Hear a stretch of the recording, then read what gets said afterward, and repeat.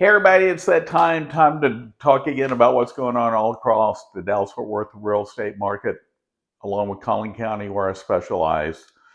As always, before I get into the numbers, I like to give context. So this week, that Iran war unfortunately is still going on. West Texas Intermediate's about 112.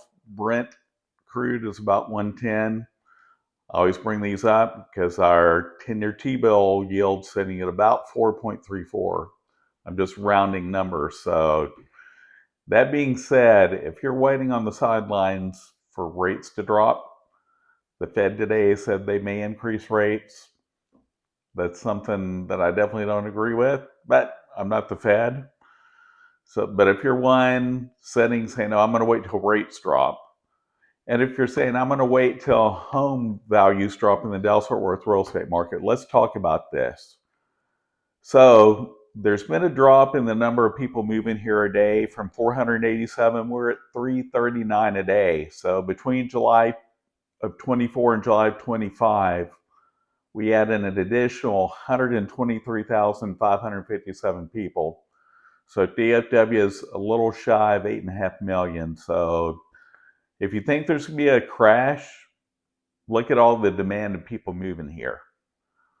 339 people a day. That's another small city moving here every year. So if you think that there's not enough demand to support prices, now of course prices are soft, but I would definitely not anticipate a crash.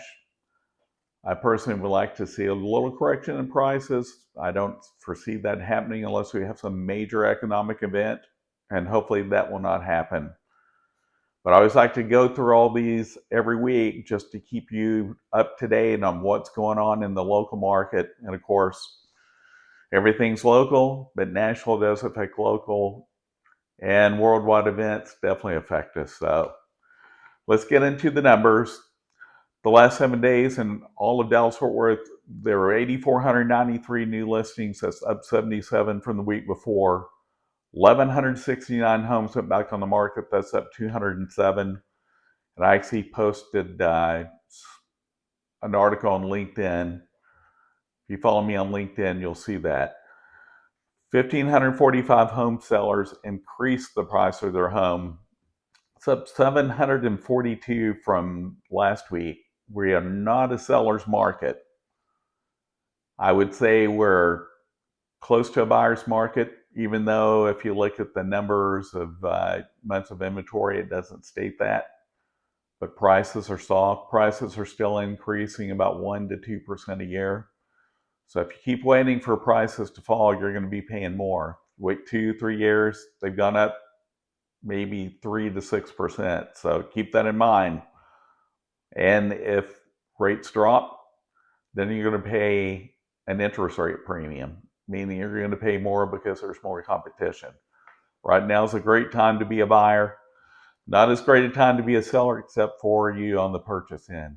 You're going to be getting a taste of buying as the buyers got a taste of buying your home that you sold.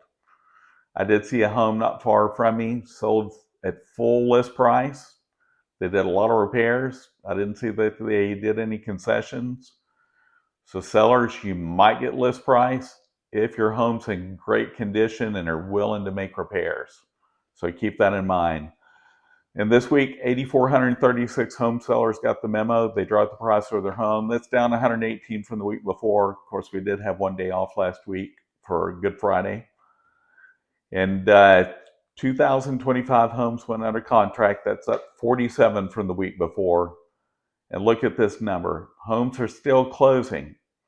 So even though a lot of people perceive this as a bad market, people are still buying every day. 5,669 homes closed. That's even with, well, title companies were open on Friday because I actually had a closing Friday. That's up 778 from the week before. So we're definitely in the spring buying season and selling season. And there are 2,361 homes that expired off the market first week of the month, up 1,774 from the last week. 2,486 home sellers canceled their listing. That's up 194. These homes that are going back on the market, sellers that are canceling, usually it's two things. They're not listening to the seller or listening to the agent's advice, or they're not making repairs if they're going back on the market. This market, buyers definitely have the upper hand in general. Plenty of inventory to choose from, so keep that in mind. Now let's talk about Collin County.